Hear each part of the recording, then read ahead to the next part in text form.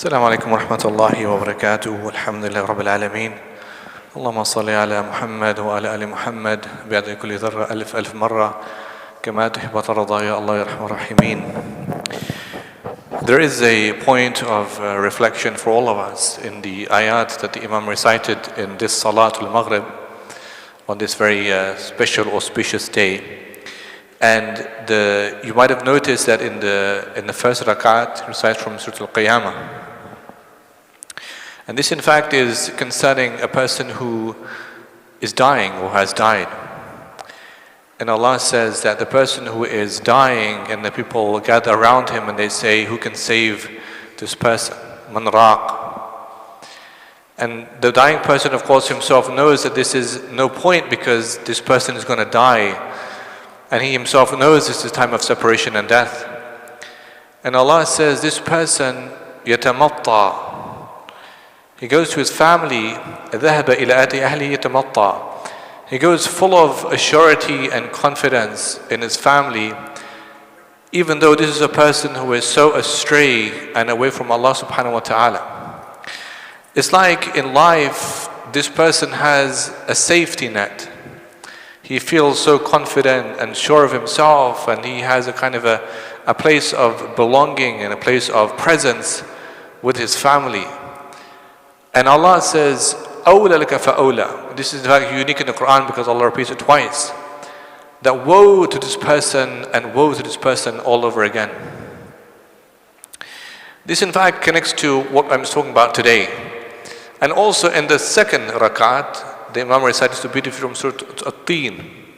Surah At-Teen, in fact, in the Qur'an, Allah contrasts, juxtaposes between a people who have faith and a people who disbelieve. And a people created in that original normative state when Allah says we created man fi ahsani taqweem, in the best of states.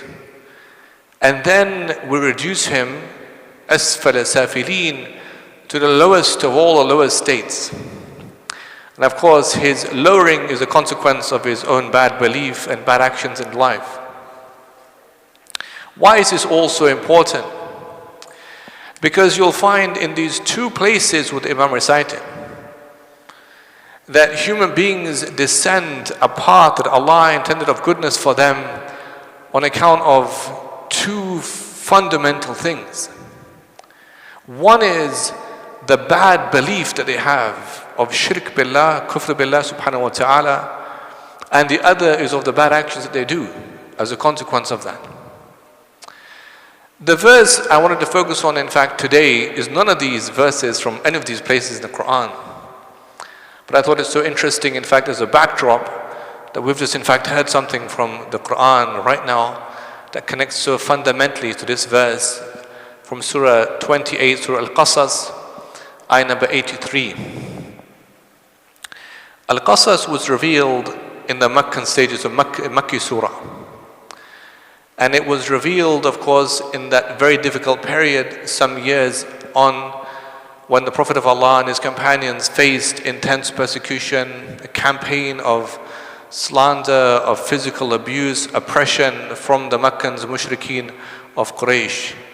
And Allah reveals a sequence of very important surahs. Of them is Surah Al-Qasas. What makes this surah so remarkably unique is many things. But this is a surah, in fact, only two prophets of Allah are mentioned in the whole surah. Musa and his brother Harun alayhi salam. That's it. Other surahs of the Quran, you have a multitude of prophets of Allah mentioned. But in Surah Al-Qasas, it's only two.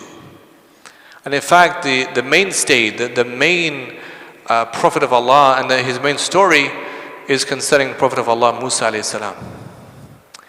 So again, in this surah, as in other surahs in the Quran, we find that whole encounter between Musa alayhi salam and Fir'aun. The sacrifice of his mother, hiding and disclosing him. In fact, if you want to see a beautiful structural pattern in Surah Al-Qasas, you'll find it. Because in the beginning of the surah, Allah mentions that Allah says to Musa's mother, give birth to him and then place him in secretly in the Nile. And Allah says, وَأَوْحَيْنَا إِلَيْكَ, we gave you wahi, but this is not wahi as in a prophet of Allah, no. This is ilham, this is inspiration. Allah inspired to Musa's mother to place the child in the Nile. And Allah says, إِنَّا رَادُوهُ إِلَيْكِ, we will indeed return him to you and make him of the messengers. That means the surah, of course, has as its big component the idea of the promise of Allah subhanahu wa ta'ala. Allah's promise to Musa alayhi salam and Allah's promise to this ummah. So if the beginning of the surah therefore is this promise Allah is giving to Musa's mother, the end of the surah is this ayah number 83 of that chapter 28. So what's happening here? Allah says, تِلْكَ الدَّارُ الْآخِرَةِ نجعلها للذين لا يريدون علوا في الأرض ولا فسادا والعاقبة للمتقين. If the beginning of the surah, Allah is promising a return of Musa to his mother, restoration, hope, belief, victory, promise of Allah. And in the end of the surah, Allah is saying that indeed is the home of the akhirah, that we give to those who do not desire arrogance or loftiness in life, and the best good end is for the people of taqwa. You see, where this ayah fits, ayah 83, is in a very big context. It's in the context of, again, the Musa struggle, but now concerning Qarun. Qarun, who was Qarun? Some they say in Tafsir ibn Kathir, like Ibn Abbas says that, there's one report Ibn Kathir relates that Qarun was a cousin of Musa alayhi salam, from his family. Others they disputed that. In any case, Allah in the Qur'an says, إِنَّ قَارُونَ كَانَ مِنْ قَوْمِ مُوسَى فَبَغَى عَلَيْهِمْ. So from the qawm, Allah says Qarun was from Musa's people, nation. فَبَغَى عَلَيْهِمْ, but he made, he was rebellious over them. So Qarun, Allah also gave him temporal power, like Fir'aun. And Qarun's nature was to show off, proud, arrogant, ostentatious. He had the clothing, he had everything about him in a temporal sense. And he would flout these things to make people feel so impressed by his presence. And Allah says, and this is key, وَآتَيْنَاهُ مِنَ الْكُنُوزِ. The key is وَآتَيْنَاهُ. Like in Surah Al-Kahf, Surah 18, the man who had the two gardens. And Allah says, we gave him the two gardens. We gave him. But he's so proud. And Qarun, Allah says, we gave him of treasures. Allah subhanahu wa ta'ala is Al-Razaq, Al-Wahhab. Allah is Al-Qadir. Allah is the one that gives. None of us give to ourselves. It is only Allah's grace and majesty. And I think we covered this on the first week, because we covered the ayat when Allah says about the one who, فَأَمَّا الْإِنسَانِ إِذَا مَا بَتَلَاهُ فَأَكْرَمَهُ وَنَعَمَهُ وَيَقُولُ رَبِّي أَكْرَمًا. Allah gives him blessings and blesses his wealth and gives him blessings in life. And what does he say? My Lord has honored me. وَأَمَّا إِذَا مَا بَتَلَاهُ فَقَدْرَ عَلَيْهِ رِزْقُهُ فَيَقُولُ رَبِّي أَهَانًا. But if Allah restricts his money now, if he has a less money, if he has a bit of a shortfall, things less in life, what does he say? My Lord has dishonored me. So what does Allah say? كَلَّا بَلْ لَا تُكْرِمُ الْيَتِيمَ. But no, you didn't honor the orphan. Nor did you encourage giving to the poor. You didn't do this. Why would Allah honor you? So the point is that whatever you do have in life, it's a test from Allah. Maybe it's good. Maybe it's not good. Maybe Allah gave you something, you'll be grateful for that thing and Allah will bless you even more. Maybe Allah gave a lot of things to a person as a test for him and he's ungrateful and Allah will take it from him. And there will be severe accountability for that thing for him. Not everything you see therefore of goodness that you think is good It's by itself good. There's an English proverb that says that a man looks at a ship but can't see the leak. What if you're so impressed by the ship and you can't see that it's sinking, it has a leak? Or a man sees the bridge but can't see the swamp under the bridge. And not always something that's good actually is by itself good. And Allah is giving us a reminder in the Qur'an. So in Qarun's example, of course, more happens. Allah gives him wealth and Allah says, لَا تَنُؤُ بِالْعُصْبَةِ أُولِي الْقُوَّةِ. It would have taken a band of strong men to carry the keys of his treasures. He had so much Allah gave him. But Allah gave him as a test for him. The people around him are these very good believers, conscientious objectors. They're believers in Allah, and they say to him, "La tafrah." Don't exalt. Don't be so proud and arrogant in yourself. So what? You know, the Prophet of Allah said in the hadith that, you know, all of this stuff that we have, the clothing, one day maybe somebody else will wear the clothes that we wear. And we will have no control. I started watching these short clips, you know, on YouTube. They're like, they've what do you call it? Re-rendered the videos, and it's like clips of people like 100 years ago. You might have seen them. Short clips of people like in Europe around more than 100 years ago. Kids playing in the snow, whatever. And I said to my son, I said, look, I said, all of these people are dead. All of them. No one's alive today. Everyone's under the earth. But I said, look, they're playing as if life is long. I saw one today of these kids playing in the snow, like more than 100 years ago. And someone's riding, he falls off his bike and they're playing around with him. Subhanallah. I said, that's it, that's life. You're not here for all that long. So what? If you have this, what does it mean? Not that much. So they said to Qarun, La tafrah, don't exalt. Allah doesn't love those who exalt, like are so proud, showing off. So his reaction was not one motivated by faith, by iman. That he would say, you know what, astaghfirullah, I've got to think about consequences. No. قال إنما أوتيت والعلم عندي. He says, no. Whatever I have is because of me. Whatever I have is because of my own knowledge. Meaning I am the product, I am the consequence of my success. Meaning I am where I am today because of my own decisions in life. And Allah says, and then, by the way, the next ayah is فَخَرْجَ عَلَى قَوْمِهِ فِي زِنَتِهِ. So one is this verbalizing of this arrogant state, one is the actualizing of it, coming out to his people.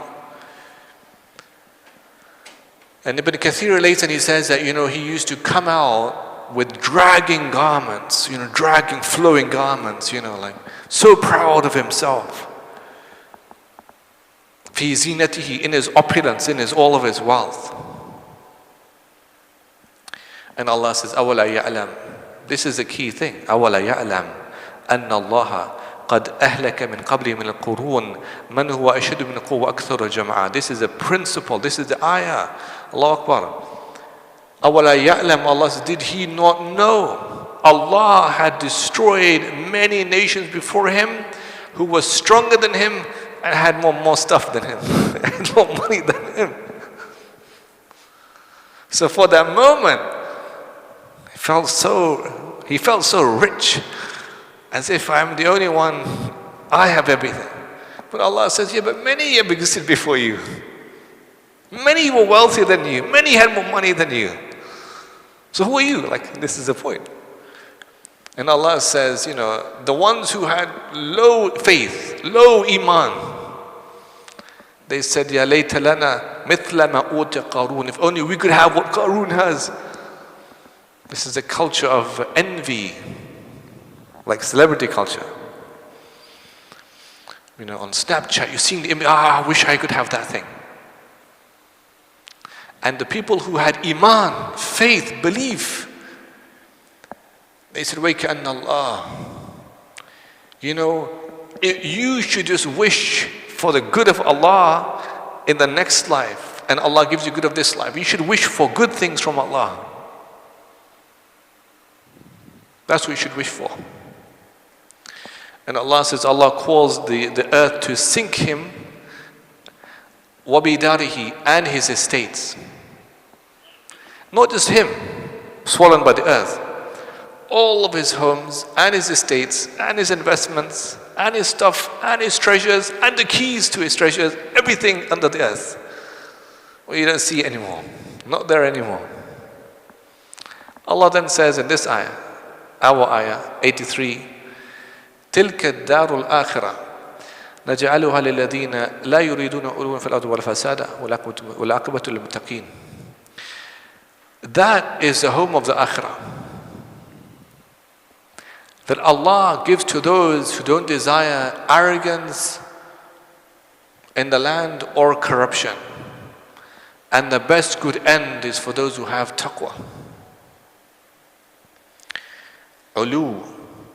Ulu is alif lam waw. It's mentioned 70 times in the Qur'an, ulu. But in the root of it, but there are 14 different types, ulu.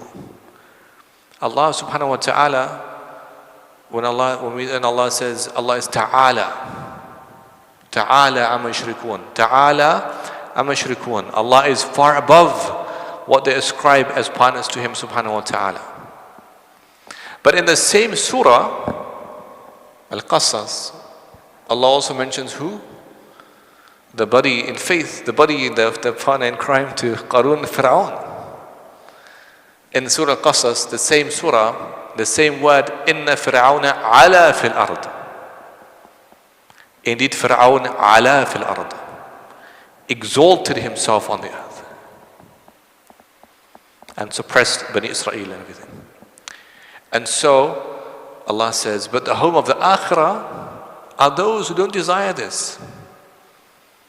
They don't desire this heavy-handedness on the earth. Very powerful. It's very powerful that this was revealed in Makkah towards the end of Meccan stage. Well, and maybe not towards the end of it, but as a lesson for the believers, Sahaba, about what to expect in Medina. Because remember, if Allah is promising Musa's mother restoration at the beginning of that surah, and by the end of the surah, Allah is saying that the home of the hereafter, meaning you will have your promise fulfilled also, the Prophet of Allah sallallahu alaihi wasallam. The Prophet would go to Medina, the expanse of Islam, supremacy of Islam, all these amazing things. But still, we don't take our eyes off the prize, because the essence, my dear brothers, is to have success in akhirah. And what happens, okay, what the Qur'an is telling us, what happens if you have loss in the dunya? Temporal loss, like life, loss of life. Like Surah Al-Buruj, for example. You could die, killed, all of you killed. You know, Surah Al-Buruj is the only surah in the Qur'an Allah mentions His name, Al-Wadud. In the whole Qur'an, Allah mentions His name, Al-Wadud, once in Surah Al-Buruj. That Allah is the ultimately loving one. But it's in the context of a mass slaughter of believers. Sometimes, people lose faith in God, in Allah, on account of traumatic events happening. Like they could say, why did this thing happen to me? But still as a reminder, although it's not our talk today, but still as a reminder, Allah subhanahu wa ta'ala is loving, but you have to see how His love emanates to His servants and how Allah wants from them sabr and shukr and so on and so forth. So Allah is saying therefore, home of the akhirah are for those who don't desire loftiness, ostentation, arrogance, and corruption on the earth. And the best end is for the people of taqwa. Look at when the Khulafa Rashidin al-Mahdiyin, when Abu Bakr became the Khalifa radiallahu anhu, What's his opening address? You learn a lot, in fact, from rulers, leaders. The opening address, what does he say? What are his first words? He says, وَلِّيتُ عَلَيْكُمْ وَلَسْتُ بِخِيرِكُمْ. I'm appointed over you, but I'm not the best of you. These are people who knew these verses. When Salah ad-Din captures Al-Quds 1187, they have inscribed on the door of Al-Aqsa the verse in the Qur'an, وَلَقَدْ بَعَثْنَا, the verse in the Qur'an where Allah says, وَلَقَدْ كَتَبْنَا فِي الزُّبُورِ مِنْ بَعْدِ ذِكْرٍ. We, ordained in the Zabur, inscribed in the Zabur after the reminder, أَنَّ الْأَرْض, indeed the earth, يَرِثُهَا, will be inherited by the pious servants of Allah. And they had that inscribed on the gate of Al-Aqsa as a reminder. By the pious servants of Allah, they're going to inherit the earth. Now, of course, you could lose the earth as a test, and you will regain it as a test. But whilst you have it, it's a reminder. When Umar ibn Abdul Aziz became Khalifa, radiallahu anhu, they wanted to carry him on their shoulders to his new home. And he says, ما أنا إلا رجل من المسلمين. All I am is a man from the Muslims, except on me there is a much greater burden of responsibility than you. Allah is going to ask me now more than Allah will ask you about orphans and about poor and about justice and about these things. Therefore, they dealt with these things in a befitting way. And Surah Al-Qasas, therefore, in many ways is a reminder of many things. But by the end of this surah, Allah is reminding the believers, don't take your eyes off the prize. And there are, of course, negative examples for you to think about, like Qarun. And don't forget, the promise of Allah is true. Restoration is true. Allah will restore this ummah. Allah will restore this ummah, back to its goodness. May Allah make us, Allahumma ameen, amongst them. Jazakumullah khairan.